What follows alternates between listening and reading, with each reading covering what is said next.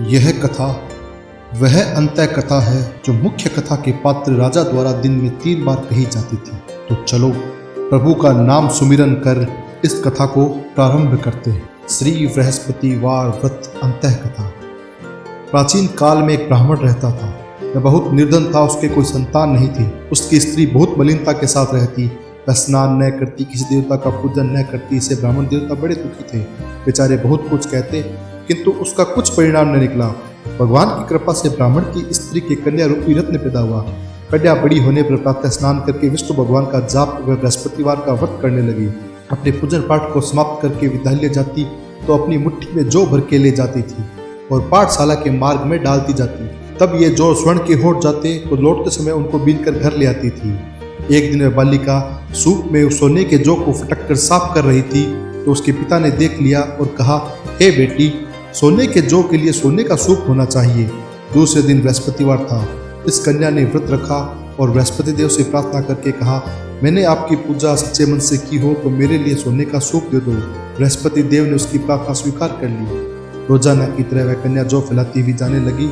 जब लौटकर जौ बीन रही थी तो बृहस्पति देव की कृपा से उसको सोने का सूप मिला। उसे वह घर ले आई और उसमें जौ साफ करने लगी, परंतु उसकी माँ का वही ढंग रहा। एक दिन की बात है कि वह कन्या सोने के सूप में जौ साफ कर रही थी।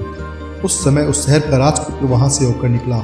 इस कन्या के रूप और कार्य को देखकर मोहित हो गया तथा अपने घर आकर भोजन तथा जल त्याग कर उदास होकर लेट गया। राजा को जब इस बात का पता लगा तो अपने प्रधानमंत्री के साथ उसके पास गए और बोले, हे बेटा, तुम्हें किस बात का कष्ट है? किसी ने अपमान किया है अथवा और कारण से हो सो कहो, मैं वही कार्य करूंगा जिससे तुम्हें प्रसन्नता हो।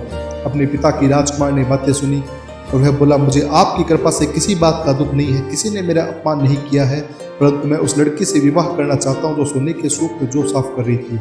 यह सुनकर राजा आश्चर्य में पड़ा और बोला, हे बेटा, इस तरह की कन्या का पता तुम ही लगाओ, मैं उसके साथ तेरा विवाह अवश्य करवा दूंगा। राजकुमार ने उस लड़की के घर का पता बतलाया।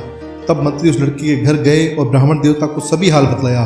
ब्राह्मण देवता राजकुमार के साथ अपनी कन्या का विवाह करने के लिए तैयार हो गए तथा विधि विधान के अनुसार ब्राह्मण की कन्या का विवाह राजकुमार के साथ हो गया।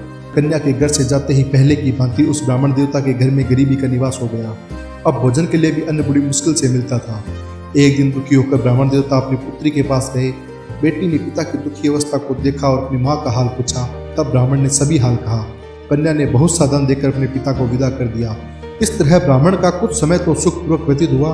कुछ दिन बाद फिर वही हाल हो गया। ब्राह्मण फिर अपनी कन्या के यहाँ गया और सारा हाल कहा तो लड़की बोली, हे पिताजी, आप माताजी को यहाँ ले आओ, मैं उन्हें विधि बता दूंगी जिससे गरीबी दूर हो जाए।